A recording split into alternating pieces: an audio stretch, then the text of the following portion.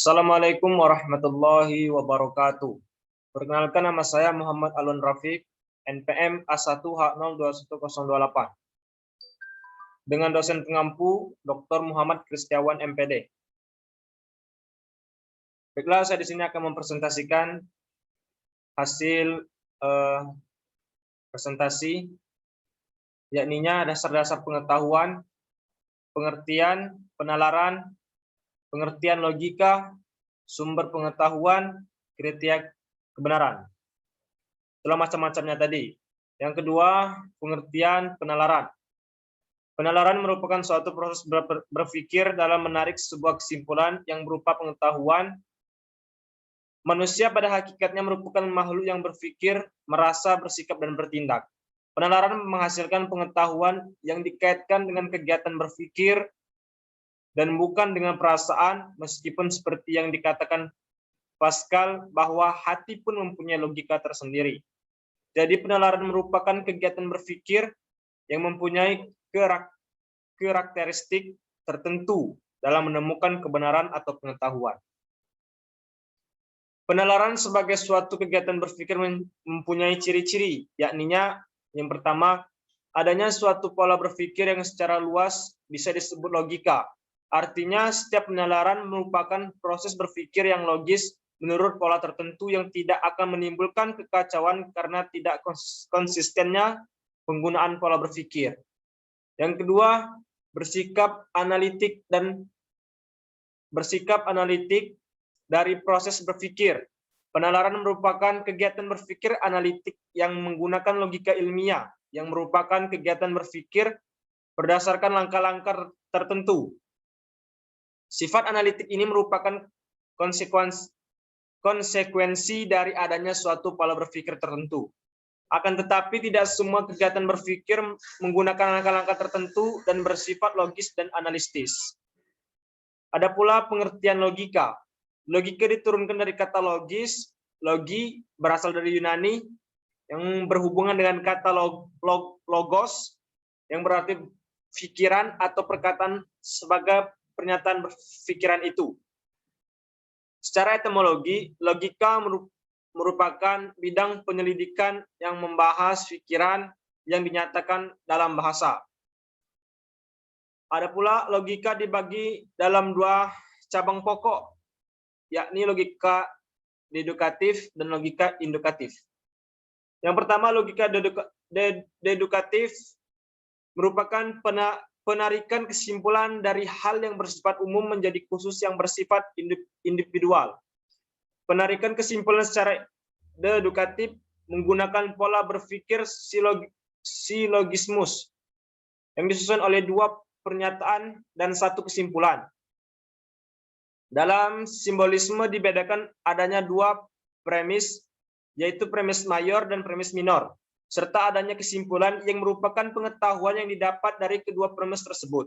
Contoh, semua manusia bernafas, premis mayor. Budi adalah seorang manusia, premis minor.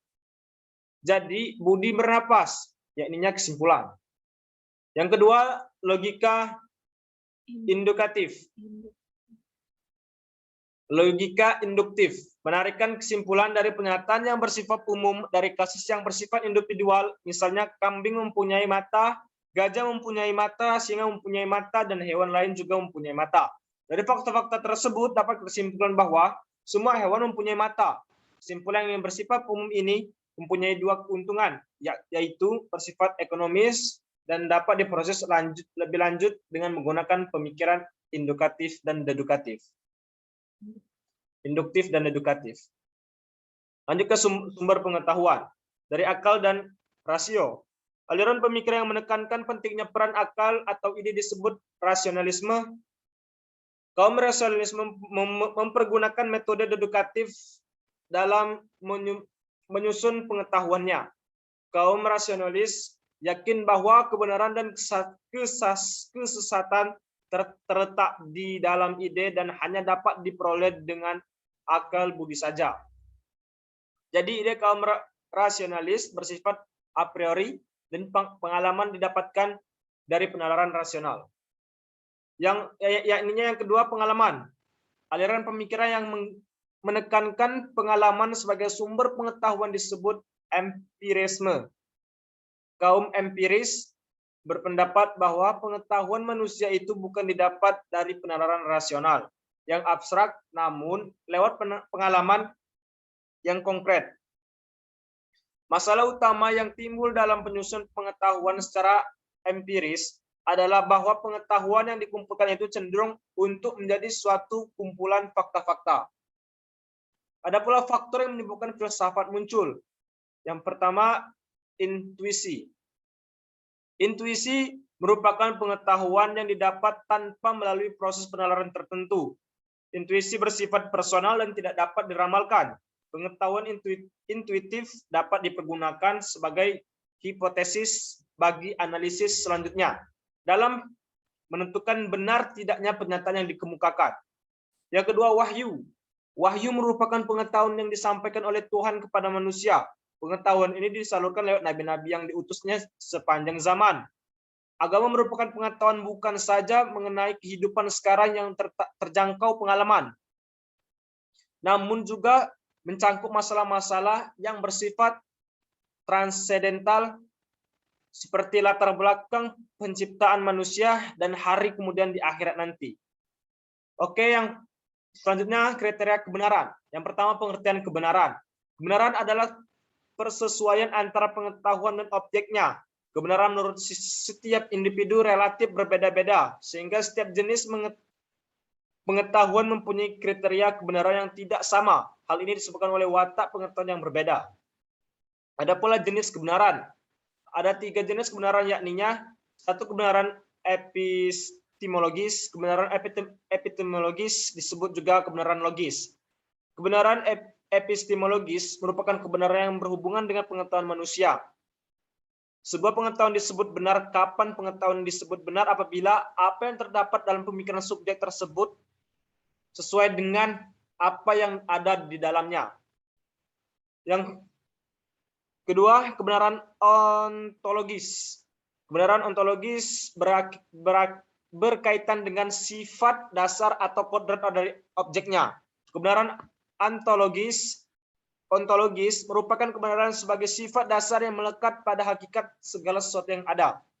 Yang ketiga, kebenaran semantik. Kebenaran semantik merupakan kebenaran yang terdapat dan melekat dalam tutur kata dan bahasa. Kebenaran ini berkaitan dengan pemakaian bahasa. Bahasa merupakan ungkapan dari kebenaran.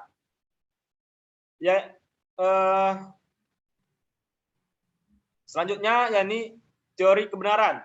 Teori yang selanjutnya, teori koherensi.